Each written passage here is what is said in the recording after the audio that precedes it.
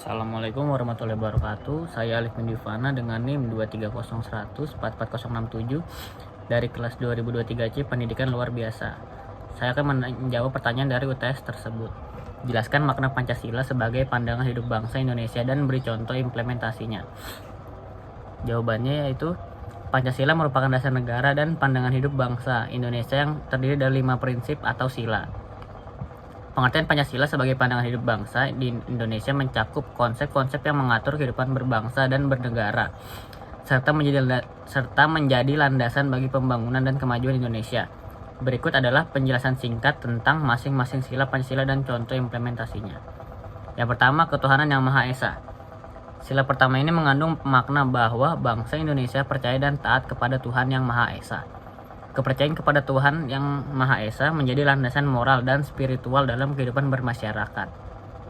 Contoh implementasinya adalah keberagaman agama di Indonesia dihormati dan dilindungi, serta prinsip keadilan dan kemajuan ditegakkan atas dasar nilai-nilai agama yang diyakini masyarakat. Kemudian yang kedua yaitu kemanusiaan yang adil dan beradab.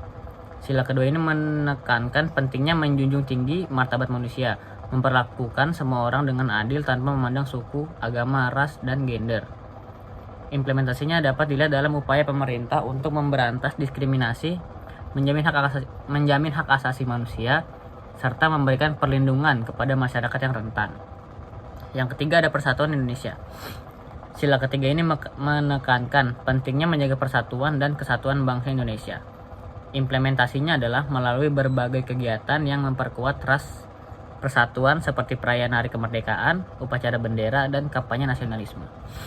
Yang keempat ada kerakyatan yang dipimpin oleh hikmat, kebijaksanaan dalam permusyawaratan perwakilan.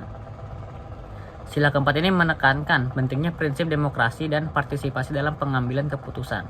Implementasinya dapat dilihat dalam proses pemilihan umum dan mekanisme keterlibatan masyarakat dalam pembuatan kebijakan. Yang terakhir ada keadilan sosial bagi seluruh rakyat Indonesia.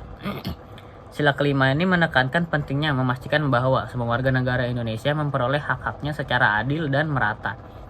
Implementasinya dapat dilihat dalam kebijakan retribusi kekayaan, akses pendidikan, dan kesehatan yang merata, serta perlindungan sosial bagi masyarakat yang membutuhkan.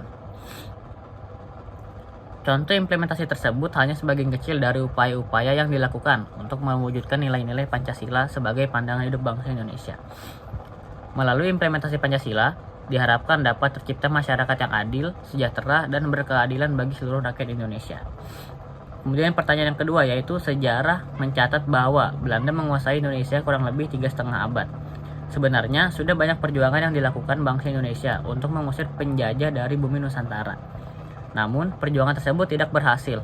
Coba jelaskan apa yang menyebabkan perjuangan bangsa Indonesia tersebut tidak berhasil. Baik, jawabannya itu ada beberapa faktor yang menyebabkan perjuangan bangsa Indonesia untuk mengusir penjajah tersebut tidak berhasil selama kurang lebih 3,5 tahun. Yang pertama, kekuatan militer. Belanda pada masa itu memiliki kekuatan militer yang lebih besar dan lebih modern dibandingkan dengan pasukan-pasukan pemberontak di Indonesia. Mereka memiliki senjata, teknologi, dan strategi perang yang lebih maju, sehingga sulit bagi pasukan Indonesia untuk menghadapi secara efektif. Yang kedua, perpecahan internal. Adanya perpecahan dan konflik internal di kalangan bangsa Indonesia sendiri menjadi salah satu faktor yang menghambat perjuangan. Terdapat perbedaan pendapat, tujuan, dan strategi antara kelompok-kelompok perlawanan yang menyebabkan kesatuan dan koordinasi dalam melawan penjajah menjadi sulit tercapai. Yang ketiga yaitu kolaborasi dengan pihak kolonial. Beberapa elemen dalam masyarakat Indonesia, terutama di kalangan priai dan elit pemerintahan lokal, melakukan kolaborasi dengan pihak penjajah Belanda. Hal ini memperkuat kedudukan Belanda di Indonesia dan menghambat upaya perlawanan. Yang keempat, tekanan ekonomi dan politik. Penjajahan Belanda menerapkan berbagai kebijakan ekonomi dan politik yang merugikan masyarakat pribumi, namun sekaligus memperkuat kekuatan mereka sendiri. Misalnya, monopoli perdagangan yang merugikan para petani dan pedagang lokal, serta pembatasan hak politik bagi bangsa pribumi. Yang kelima, reaksi penjajah terhadap perlawanan. Penjajah Belanda merespon perlawanan dengan kekerasan dan tindakan represif yang sangat keras, seperti penindasan, pembunuhan massal, dan penanganan terhadap para pemimpin perlawanan. Hal ini membuat semangat perlawanan terkadang meredup karena ketakutan akan hukuman dan tindakan represif yang lebih berat. Yang keenam yaitu keterbatasan sumber daya dan persenjataan. Bangsa Indonesia pada masa itu menghadapi keterbatasan sumber daya dan persenjataan. Kekurangan senjata, logistik, dan dukungan finansial menjadi hambatan dalam melancarkan perjuangan yang efektif dan berkelanjutan. Faktor-faktor tersebut secara bersama-sama menyebabkan perjuangan bangsa Indonesia untuk mengusir penjajah Belanda tidak berhasil selama beberapa abad. Meskipun demikian, semangat perlawanan terus hidup dan berkembang, akhirnya memuncak dalam kemerdekaan Indonesia pada tahun 1945. Kemudian pertanyaan yang ketiga, yaitu setelah Pancasila berhasil dirumuskan, BPUPKI membentuk Panitia 9 dan bersidang pada tanggal 22 Juni 1945, yang pada akhirnya menghasilkan Piagam Jakarta. Namun Piagam Jakarta ini menuai pro dan kontra antara golongan nasionalis dan agamis. Coba ceritakan apa permasalahan yang menjadi pro dan kontra tersebut dan bagaimana solusi dari masalah tersebut.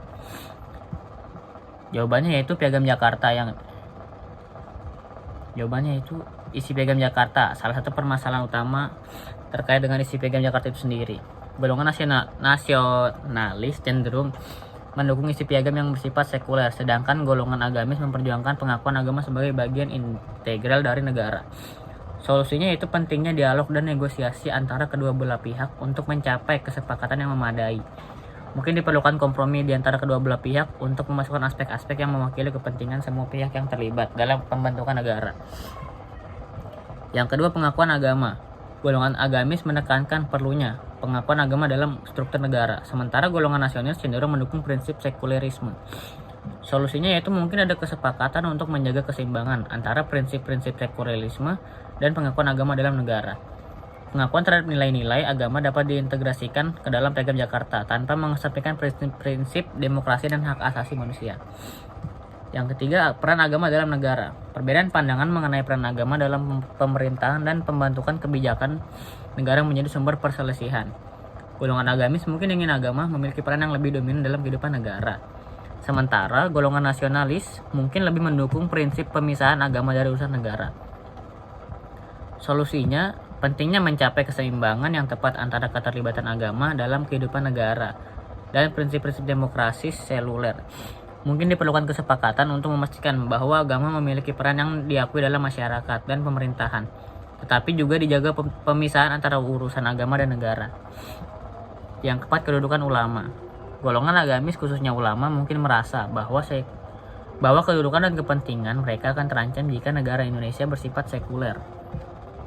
Solusinya yaitu pentingnya memastikan bahwa semua pihak dalam proses pembentukan negara merasa diakui dan dihormati. Mungkin perlu dilakukan dialog intensif antara para pemimpin agama dan pemimpin nasionalis untuk mencapai pemahaman bersama tentang peran agama dalam negara yang baru merdeka.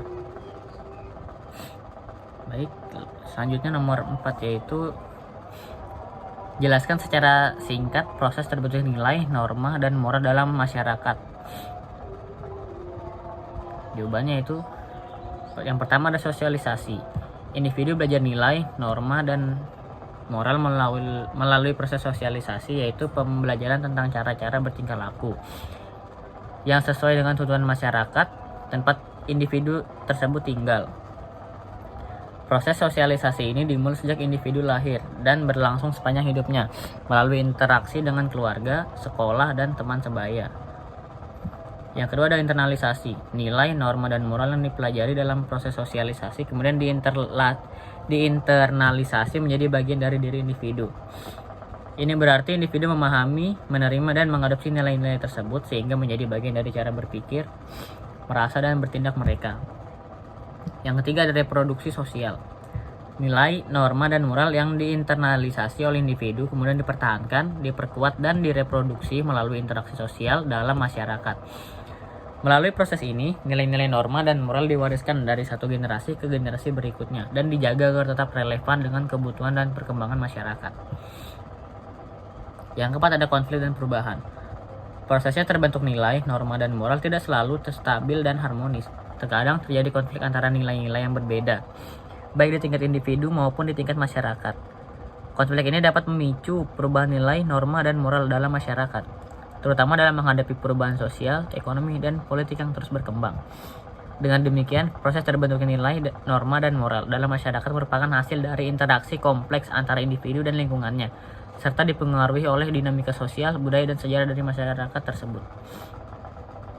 Pertanyaan terakhir yaitu bangsa Indonesia sepakat untuk menjadikan Pancasila sebagai ideologi. Namun ternyata di masyarakat juga berkembang ideologi lain selain Pancasila seperti ideologi liberal, kapitalis, sosialis, sampai ideologi yang berbasis agama. Menurut Anda, bagaimana seharusnya kita memposisikan Pancasila sebagai ideologi dalam kehidupan berbangsa dan bernegara di tengah ideologi-ideologi lain yang juga berkembang di masyarakat? Menurut Anda, bagaimana seharusnya kita memposisikan Pancasila sebagai ideologi dalam kehidupan berbangsa dan bernegara di tengah-tengah ideologi lain yang juga berkembang di masyarakat? Ya, baik. Jawabannya yaitu